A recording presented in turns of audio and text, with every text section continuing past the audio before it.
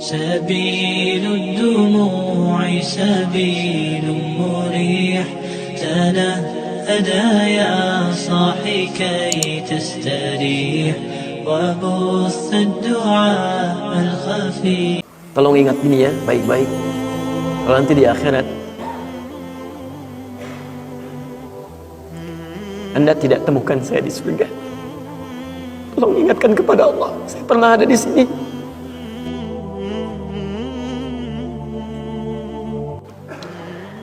Qala Rasulullah sallallahu alaihi wasallam, bersabda Rasulullah sallallahu alaihi wasallam fi ma rawahu Abu Sa'id Al-Khudri, pada hadis yang diriwayatkan oleh sahabat Abu Sa'id Al-Khudri radhiyallahu taala anhu, qala, beliau menyampaikan, qala Rasulullah sallallahu alaihi wasallam bersabda, lihat kalimatnya, bima makna, lihat, saya langsung ke ujung hadisnya saja karena ini cukup panjang sekali. Hatta idza khalasal muslimuna, hatta idza khalasal mu'minuna minan nari, sampai ketika orang-orang beriman diselesaikan urusannya dari neraka, maksudnya hisab. Ya, saat dihisab dan dipisahkan nih, orang beriman semua sudah masuk surga, siap masuk surga semua. Ya. Yang buruk-buruk masuk neraka, dah masuk ke neraka.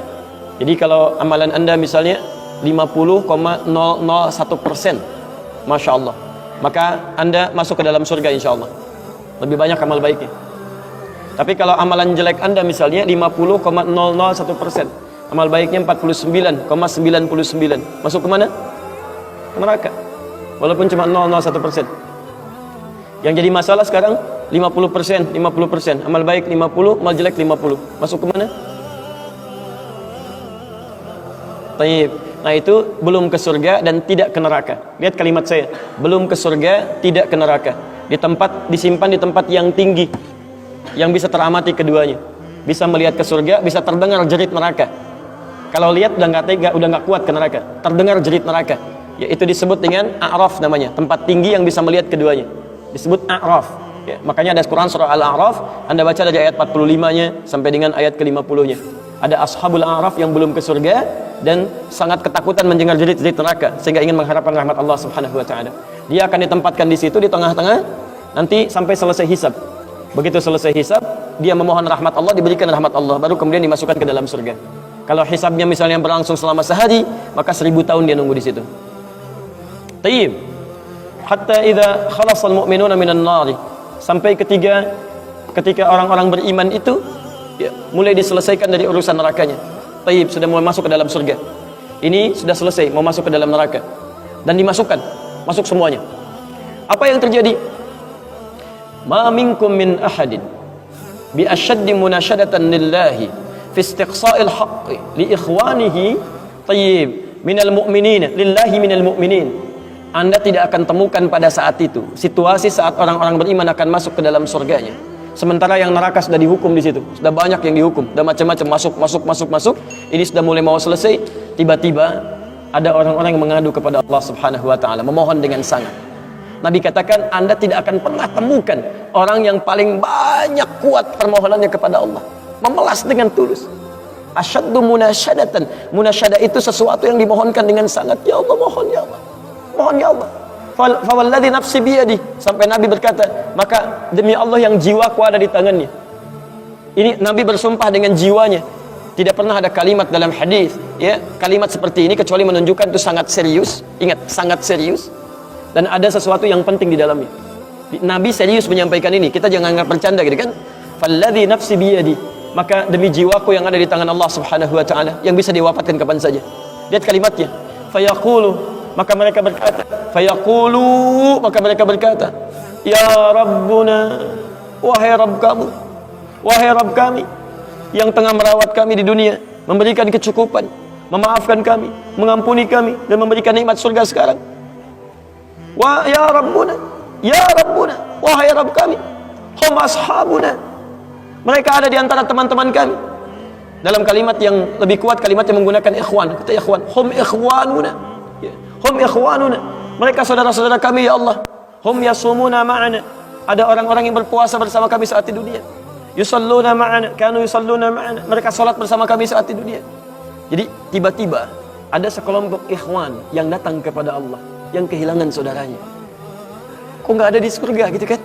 Ketika dia mau berangkat, Padahal dua punya cita-cita yang sama dan sebagainya, tapi karena bekalnya tidak cukup, sebagian ada yang masuk ke dalam neraka. Tiba-tiba mengatakan kepada Allah dengan permohonan yang sangat, ya Allah, saya kehilangan saudara saya. Ya Allah, saya kehilangan saudara saya. Ya Allah, dulu kami puasa sama-sama. Ya Allah, dulu kami sholat sama-sama. Ya Allah, dulu kami ibadah sama-sama. Ya Rabb, kami tidak temukan dia di sini. Ya Allah, mohon, terus mohon. Sampai ketika puncak pada permohonannya, tiba-tiba Allah berfirman, akhriju man araftum. Hei para malaikat, keluarkan orang yang dikenali oleh orang-orang ini, yang disebutkan tadi. Keluarkan mereka dari neraka. Tiba-tiba dikeluarkan. Bertemulah orang-orang ini dengan temannya. Sampai Allah kemudian dengan rahmatnya katakan lagi, akhriju man kana fi qalbihi mithqala dzarratin minal iman. Keluarkan sampai yang ada titik terkecil iman dalam hatinya, keluarkan dari neraka. Bahkan hadis ini ada di Al-Bukhari nanti, ya ada di Al-Bukhari nomor hadis ke-14, posisi paling kiri sebelah bawah, ya, tayyib. Sampai mereka kemudian dikeluarkan dalam keadaan gosong, sudah mulai terbakar habis dan dimasukkan ke dalam surga kemudian. Setelah selesai hisabnya di dalam nerakanya, dikeluarkan dari situ. Jadi ada orang-orang yang dengan syafaat temannya bisa keluar dari neraka, masuk ke dalam surga. Ada yang sama sekali tidak membantu itu, ya, dosa-dosa yang begitu besar, tidak bisa keluar dan kekal dia di dalam neraka. Walaupun dia merasa beriman kepada Allah, tapi digugurkan keimanannya dengan ibadah-ibadah yang melanggar ketentuan Allah, seperti syirik dan sebagainya. Tapi poinnya adalah, tiba-tiba ada segolongan teman yang memohon kepada Allah Subhanahu wa taala, ya Allah, kami puasa sama-sama, kami ibadah sama-sama, kami sholat sama-sama, ya Allah, cuman saya nggak temukan dia di sini. Itu indah. Nah, permohonan sesuatu untuk melengkapkan pada yang kurang disebut dengan syafa' namanya. Pelengkap yang kurang disebut dengan syafa'. Makanya di tarawih itu ada salat syafa'. Antum salat 11 rakaat, 2 rakaat penyempurnanya yang ke-10 disebut dengan syafa', 1 rakaat akhirnya disebut dengan witir. Ya, ada teman yang merasakan ada yang kurang nih, ya Allah, begitu saya masuk, teman saya nggak ikut, saya ingin dilengkapi dengan itu, ya Allah. Tayyib, permohonan untuk menggenapkan sesuatu yang kurang dengan sifat yang sangat memohon luar biasa, maka kalimatnya dirubah dari syafa' menjadi ditambah tak di ujungnya dengan alif di tengahnya, jadi syafa'ah.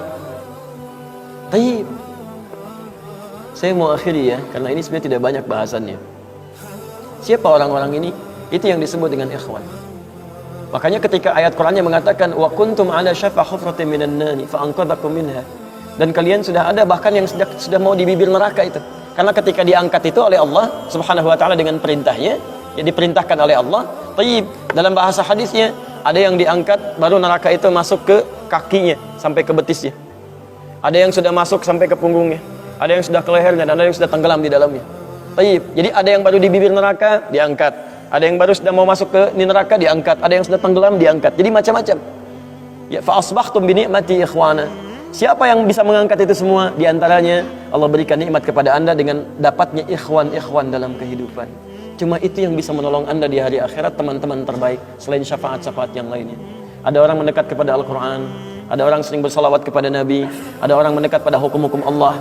Ada orang-orang yang belum bisa maksimal menunaikan itu semua, dia cari teman-teman yang soleh yang menunjukkan pada kebaikan-kebaikan. Bukankah sering Anda dapati seperti itu? Mungkin Anda bersahabat dengan teman yang tingkat ibadahnya jauh di atas Anda. Anda masih sibuk dengan urusan dunia, tapi masih menunaikan sholat, masih puasa, tapi karena kesibukan dunia Anda, Masya Allah, kurang bekal ibadah Anda. Tapi beruntungnya Anda dengan punya teman yang soleh, berjamaah dengan imam yang soleh, puasa dengan dia, buka sama-sama, kadang sering ikut-ikut misalnya dalam ta'limnya, dalam macam-macamnya, Masya Allah. Maka tiba-tiba ketika Anda dikenal oleh dia, diingat oleh dia, di akhirat nanti, tidak ditemukan Anda, ya Allah, dia kawan saya, ya Allah, dia teman saya, ya Allah, dia saudara saya, ya Allah. Kami pernah ta'lim sama-sama, ya Allah. Kami pernah puasa sama-sama, ya Allah. Kami pernah sholat berjamaah sama-sama, ya Allah. Mohon jangan pisahkan, ya Allah. Jangan pisahkan. Pertanyaan, sudahkah Anda punya teman seperti itu yang bisa menolong dalam kebaikan? Kalau belum temukan, cepat cari, mumpung masih hidup. Sebab kalau sudah kehidupan itu berakhir, tidak mudah untuk menemukannya. Maka pastikan di kantor Anda, teman Anda bisa membawa Anda ke surga. Pastikan di rumah Anda, pasangan hidup Anda adalah teman yang bisa membawa Anda ke surga.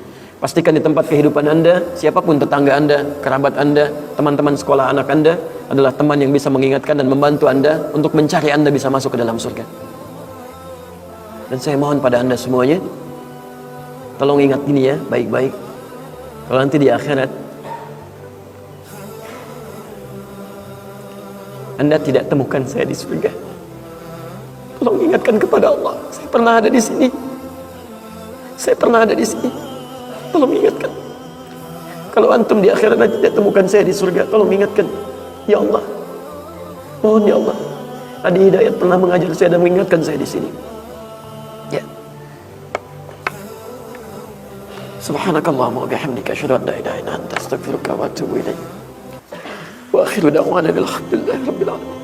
Assalamualaikum warahmatullahi wabarakatuh.